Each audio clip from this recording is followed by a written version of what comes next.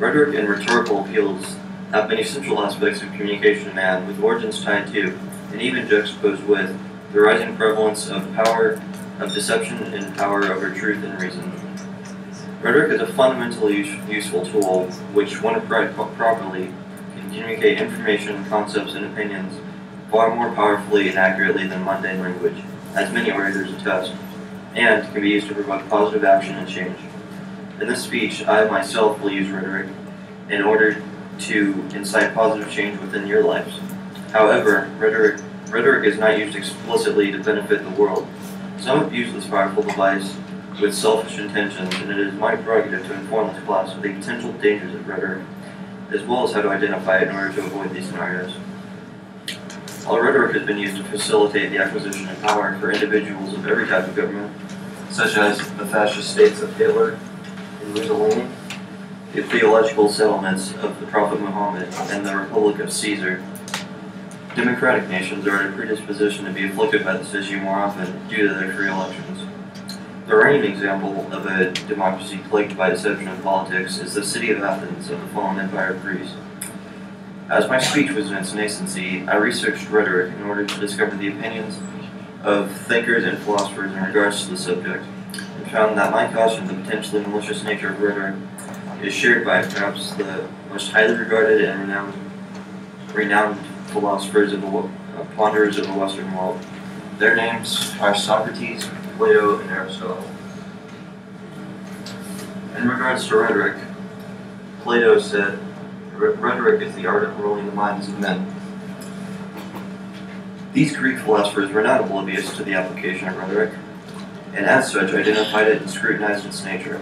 In doing this, they came to the conclusion that it could become a dangerous force if wielded properly. And throughout his life, Socrates contended with sophists as a result of their deceptive nature, and argued that they would support any idea or case for enough money, essentially making them a kind of philosopher for hire. In this aspect, they are somewhat comparable to modern lawyers, in that both words carry connotations of deception, and both professions rely on words rather than action. In an ironic twist of fate, Socrates was sentenced to death on account of a jury enthralled by a lawyer's oratory abilities. Other instances of deception via words are permeated throughout history, all with tragic consequences, not least of all the story of my ancestors and their connection to perhaps the foremost encompassing genocide of the 20th century, preceding the Holocaust, known as the Armenian Genocide. While my direct descendants fled before the conflict reached its climax, some of my distant relatives were affected. This tragedy occurred in part as a result of the world's preoccupation with the Great War. However, the major factor in the allowance of this event was the tactful insistence of the Turkish government that it was a purely political and military action, prompted by the fact that Armenia was associated with Russia, the enemy of Turkey's ally Germany. Many other examples of rhetoric are evident in the context of the preceding World War II. However, they are not all negative.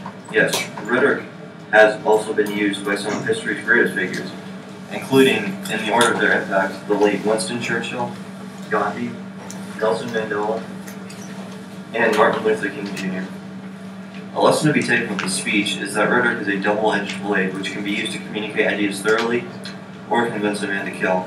And because of this, we must learn the distinction between the two and learn to ask whether the person speaking in front of us is being honest or simply attempting to provoke emotion through pathos. And we must look to the tragic instances of the past in which rhetoric was abused in order to create a better future, and in order to avoid becoming the next generation to be plagued by the shame of our actions and complacency.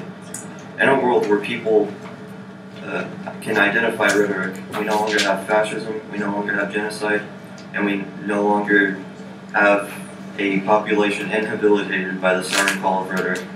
In this scenario, we are truly free. Thank you for listening.